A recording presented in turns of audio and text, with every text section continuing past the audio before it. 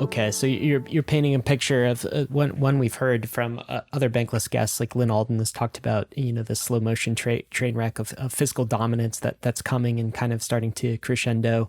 You were talking about yield curve control, which is like very interesting and a mechanism that central bankers will use, and just like the civil unrest. Monetary policy starting to be top of mind again, as it was in the US in the late 1800s, where we talked about that cross of gold speech earlier. So that's coming into consciousness. And this could be explosive in some ways, in ways we can't anticipate, which is perhaps the scariest scenario. And maybe that's part of the genesis for your book. Or we could have a less explosive unwind, but it would be, 1940s level inflation sort of unwind, where it would feel very uncomfortable, particularly if you are invested in certain asset classes. So this could unwind and unfurl in a variety of different ways. One aspect I want to touch on, though, is another element of all of this, which is kind of financial repression. This is something we saw in the United States in kind of the 1930s. You mentioned FDR's executive order to like get all the gold from American citizens, which is like somewhat successful. And other forms of capital control, financial repression. We also had Luke Roman on the podcast who talked about this book called The Great Taking. I still have not read it. This is on my list of things to read, Mel. But I understand you've kind of read this and you're a subscriber to the Great Taking concept. Could you tell us about just financial repression in general, what that might look like as we enter this new era of change and the concept behind the Great Taking? Yeah. And just to tie it together on somewhat of an optimistic note before I get to the Great Taking is I think what we're going to go through is something that's going to be essentially new to everyone that's alive, but not new in our country's history or in world history. We're going through a very large period of monetary change, which is very normal and happens on a regular basis, especially kind of almost every 80, 100 years. You start to see some of these major monetary economic shifts. We actually are literally 80 years to the day that Bretton Woods was going on. It was going on in July of 1944. It was a multi-day conference. And so it's been 80 years since this monetary system kind of got put in place and changed. And we're about due. So I'm not saying we're heading towards World War III and this apocalypse is coming, and it might be a non-zero probability, but I don't think that's the most likely case. I think the likely case is we're going through a major monetary reset, and it will be shocking and uncomfortable at times, but we will get through it the way we've gotten through these types of situations in the past. Now, with the Great Taking, this is a work by a guy named David Rogers Webb, who is a former hedge fund manager. He's very concerned about the financial system, so much so he's moved his family to a farm in Sweden. He's originally from Ohio, and he basically did a lot of research and uncovered some very startling changes that were made to U.S. and also laws around the world regarding securities and who actually owns securities. So talking mostly about stocks and bonds here.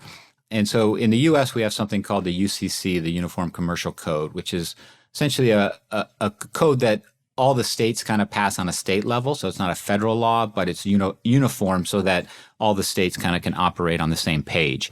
And so all 50 states have passed this UCC code that changed things from essentially if you buy a stock, like you buy Apple stock in a JP Morgan brokerage account, at one point in time, you own that stock. So what do I mean by you owned it is that as a public company, they need to know who owns their stocks. And so what they would do is they would put on the Apple treasurer would have a list of who owns stock. And at one point in time, it was the individual, right? At a certain point, brokerages started getting, so big, they started doing something called street name, where, okay, you buy it through JP Morgan. JP Morgan is going to be on the Apple treasurer cap table as owning certain amounts. But JP Morgan is going to have to segregate your client funds from the bank's funds or the brokerage's funds. And in the case of a bankruptcy of JP Morgan, these are separate legal entities, and you have first claim on that Apple stock if JP Morgan goes under. Well, in the 1970s, really, it was where the process started.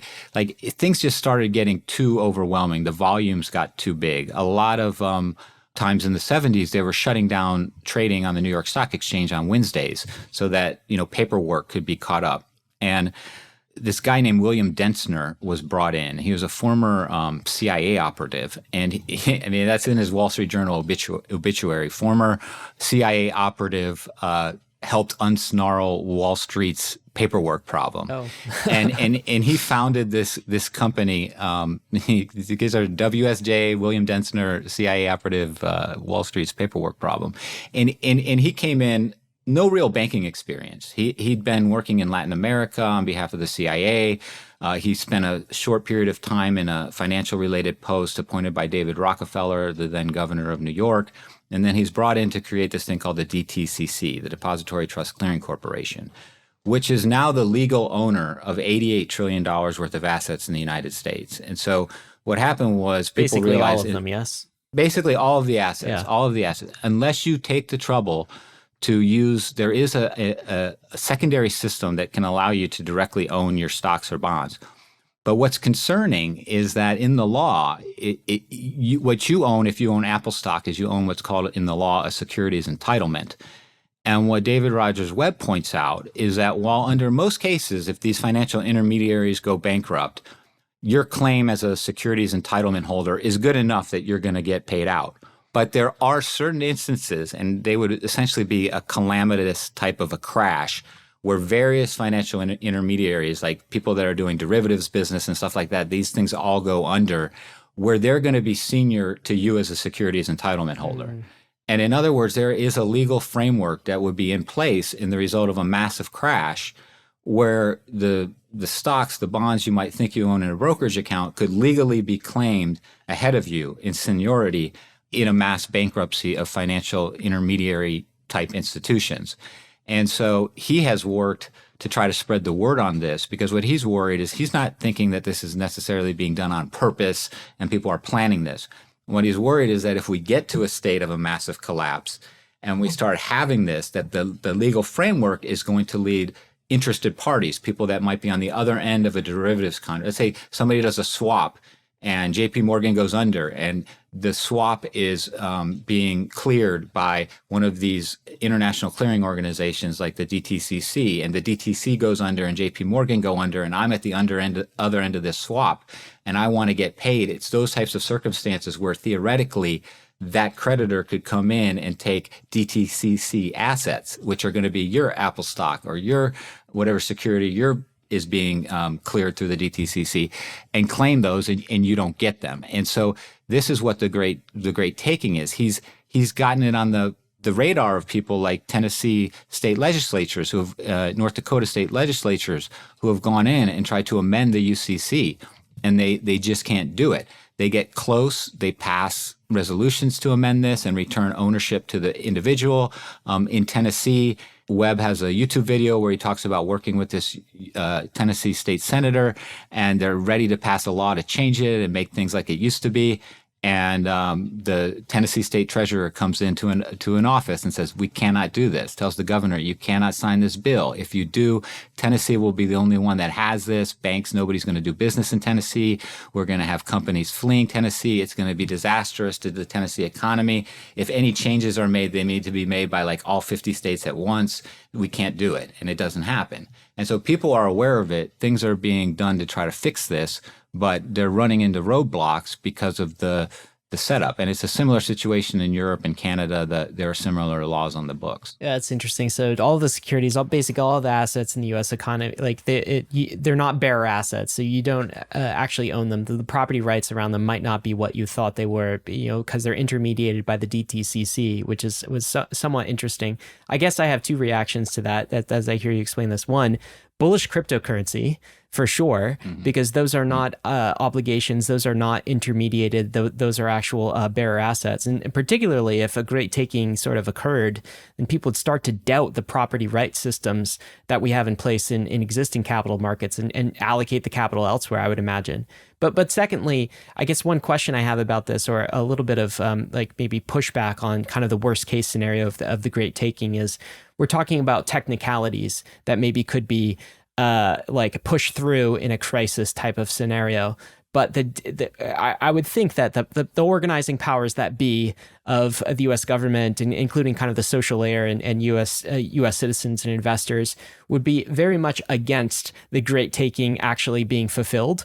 Because if that was the case, the market reaction to a breach of kind of the social contract behind securities property rights and shareholders saying like, well, actually, I thought I owned this, but apparently I don't, there would be just like a massive amount of capital fleeing the U.S. capital system. And the reason U.S. capital markets are like so fantastic and the entire world wants to be in them is because of the precedent of excellent property rights, a fantastic rule of law system, or if courts, shareholder laws and this sort of thing. So I would, to I guess, just do the counter case against the great taking scenario actually coming into play. Well, technically this could be possible. Isn't it anti-incentive for basically everyone in the US to actually allow this to occur? Like, wouldn't you get a system where there's such a public outcry that there's an executive order, against something like this? Because, to allow this to happen would be to basically torpedo US capital markets and the confidence around property rights. Well, this gets back to the problem of wealth inequality, because who would that hurt, right? It would hurt the people that own assets. But if you're poor and on welfare and don't own any stocks or bonds, it doesn't hurt you. So if your political motivation is to put in a socialist or communist type regime, this could be exactly what you're hoping for. So I think there could be aspects where there are large groups in our society who would welcome some sort of a financial meltdown as an opportunity to fundamentally alter the capitalistic leanings. Obviously, we're not in some sort of Adam Smith capitalist society anymore, but some of the capitalist, at least leanings that we have, to try to erode those further. So I don't know if I'd agree that that everybody would be on the page of, well, the result of this is going to be so horrible. Let's not let it happen. I think there could be people that would be on the page like, this is our chance. That's a great point, actually. Very interesting. So we do see this backdoor being opened. So this brings us maybe to the last topic that I wanted to cover with you today, Mel, which is, okay, what do we do? How do we prepare for this? And there's obviously, societally how we can prepare, and that's maybe outside of the scope of this conversation and our powers to actually affect that. I'm more interested first in individually. So if we play this forward and, like central banks continue to stay addicted to the meth and continue to make these short-term types of decisions, and just one foot in front of the other, where does that lead us? We've talked about where it leads us, effectively, but like, how do we prepare for where it leads us as individuals? Like, what are you doing about all this? So I do believe that we're still in a little bit of the buildup of a bubble. That I think the S&P is probably going to hit like 6,000 by the end of the year, 7,000 by the end of next year. I think gold and Bitcoin are both on sale right now, especially Bitcoin. I think that right now on there's sale, like these you mean wide, like super cheap relative to other assets? super cheap. Yeah, super cheap. Yeah, I think the prices that gold or Bitcoin could get to are going to be surprising to people, but I think it's a whole nother show to get into the details of that. So to more directly answer your question of, what am I doing? So what I'm doing is I personally have most of my wealth in real estate. Now, I think rental homes, which is what I own, are somewhat problematic in a severe recession. But the cash flow requirements I have to keep those and get through that tumultuous period where rents might be a little low or what have you are okay for me. As far as my liquid assets are more stocks that don't have any bonds other than T-bills, which I invest through a T-bill ETF called BIL. But basically, I have Treasury T-bills, short-term duration. I think the worst asset in the world right now is any type of a bond that's over a couple of years. Yeah, long-term bonds. Luke Gromen talks about this, calls them the sucker at the card table. People are going to start to realize. Bad. Pension funds, man. Oof. Yeah, that the 4% yield is not going to. I mean, the yields on these things, and you can't trust the inflation numbers. I mean, it's like, look at the price of a home. Is it up 20% in the last 5 years? No, it's not. It's up at least double that. And you can go back decades and look at, key key items that Americans need to buy are up tremendously more than what the CPI would indicate. So real inflation is not what the CPI is. Again, these are a whole other podcast, but everybody probably knows that like they keep messing with how it's calculated. They look at these baskets and they say, well, a cell phone with like 8 gigs costs, $1,000 back then. And now an 8 gig cell phone you can get for like $20. And so it's deflation, but people need the most modern cell phones. So they're calculating things in all kinds of weird ways. To tamp down on, they've removed borrowing costs. In the 70s, they used to include like credit card rates, mortgage rates in CPI calculations. They took out all that stuff. So we've got this massive inflation that a 4% yield on a 10-year is not going to cover. So that's what I recommend, especially if you're maybe taking care of finances for an elder parent and they're maybe in retirement and their broker has them like 50% in bond mutual funds that have like a duration of 6 or 7 or 8 years. Yeah. I kind of recommend maybe have a conversation with your parent or say, Mom, maybe it'd be better if you sold these longer duration bond mutual funds and moved it into T-bills. Not only will you get 5% now, which is more than those bonds are going to be paying, but you're going to have liquidity. And if we get into a situation where you need to protect your purchasing powers in other ways, you can do that. So what I'm doing is I still think the stock bubble is going, so I still have a good amount in stocks. But one thing I've done is I've wanted to make sure that I'm very liquid and I can act very quickly. So At one point in time, my wife and I had some 401ks in different places. I consolidated everything. I got everything in one place so that when I want to pull the trigger and get out of things, I can. You can be first out fast. Yeah, it can be out fast. Don't have to be, looking for passwords. And what I'm slowly doing is taking some percentage, some smaller amount, it depends on kind of markets and different things, removing it from the stock portfolio and investing it in a mix of precious metals and Bitcoin. And building up that percentage of my portfolio over time, kind of dollar costing, averaging into those, and dollar cost averaging out of the stock market. And also keeping cash on hand in the form of T-bills, and then I own real estate. And so these are what I'm, doing personally. I think everybody's financial system is different, and they're also different at different ages. And so what might be right for me, given my situation, might not be right for everybody. I'm not making blanket statements, but what I'm really cautioning people is if they're in the stock market, be aware of what you own and know exactly what you would need to do to get out of it if you ever wanted to. And then if you're in bonds with long durations, my recommendation is probably to get out of it. And, as far as Bitcoin and precious metals, I believe in both of them.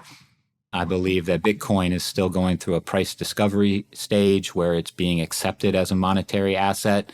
And that because of that, it's going to have high volatility, but it's also got potential for seismic gains in the sense that gold doesn't. Gold is already a monetary asset, fully accepted by the financial community as a monetary asset. Mm-hmm.